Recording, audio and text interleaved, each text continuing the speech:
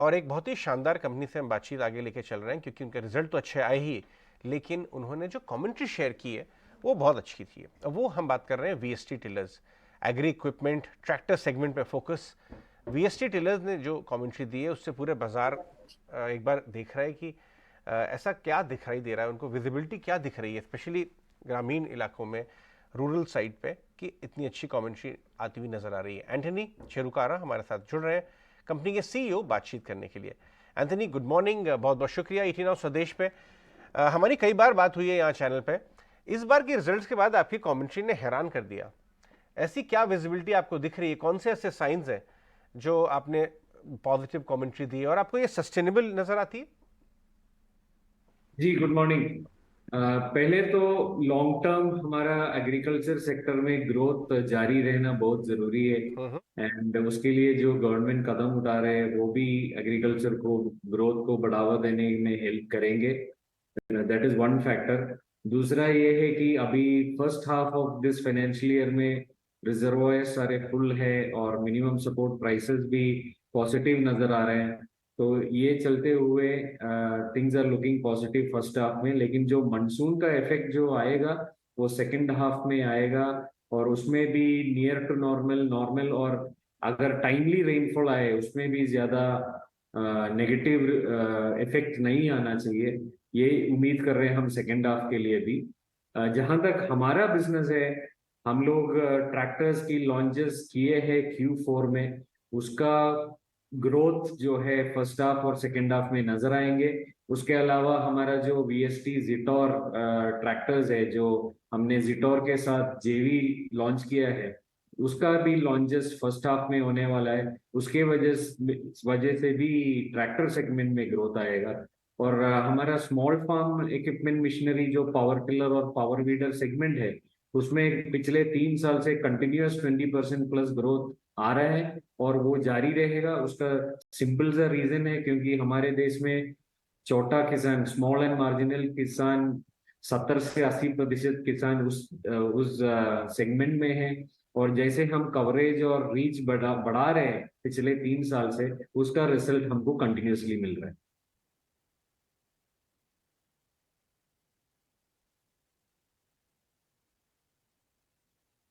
ये जो margin expansion दिखाई दिया है आपके क्वार्टर में, इस बार रिजल्ट में करीब 400 बेसिस पॉइंट का, ये कहाँ जाके सेटल होगा आपके हिसाब से? जो ग्रोथ जो है वो कंटिन्यू रहेगा। जैसे मैंने बताया, क्वार्टर टू क्वार्टर वेरिएशंस हो सकता है।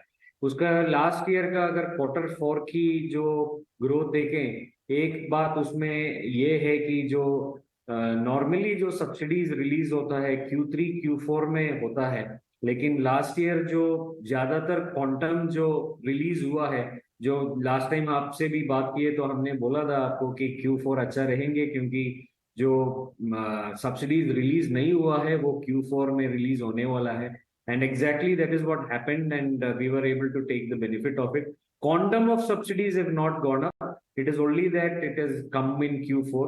बट अगर हमारा ग्रोथ देखेंगे, ओवरऑल ग्रोथ भी हुआ है। So as I said before, छोटा segment is continuing to grow in this country, purely driven by जो स्मॉल एंड मार्जिनल फार्मर्स का जो पॉपुलेशन है, 70 से 80% है, and they can afford small farm machinery.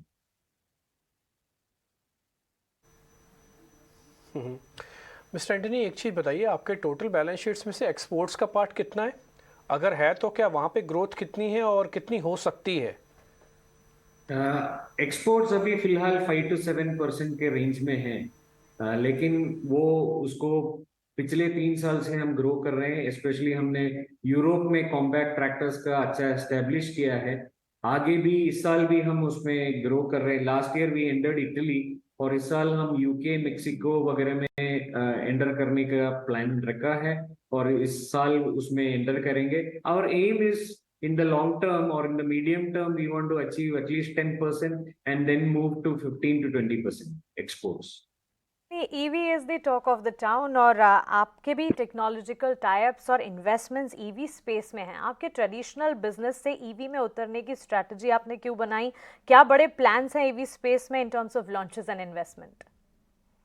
Ji, technology transition हो रहा है। फिलहाल इलेक्ट्रिक होगा। इंडिया में कब होगा, it is always up for debate, it will take time.